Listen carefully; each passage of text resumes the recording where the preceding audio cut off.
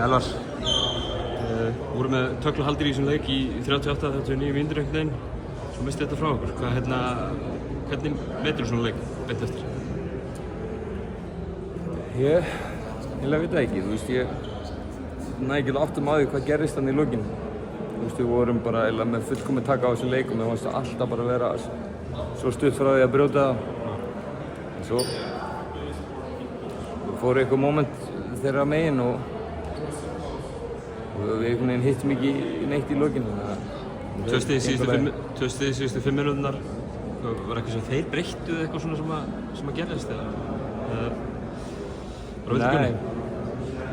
Við tókum marga vittlausar ákvarðanir. Þú veist, við vorum 7 með boltan og ákveðum að keyra í sókn og missum hann út af, þú veist, í staðan fyrir að reyna að hægja á leiknum og, þú veist, nýta moment til að svona drepa aðeins niður í þeim. En við vorum vittlausir, við keyrðum áfram og við gerðum mistök sem við eigum ekki að gera til þess að vinna leiki. Þetta er íþróttir, maður vinnur suma og tapar sumum, það er stutt á milli í þessu, þegar spila aftur á morgun.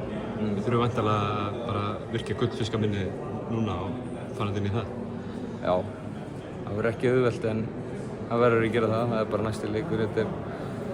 Þetta er þannig mót, þú verður bara að vera fljótur að gleyma og fara að einbeita þér á næsta verkefni strax á eftir. Kærar þakkir Elvar og gangi ykkur vel á morgun á móti í Póllandi. Takk.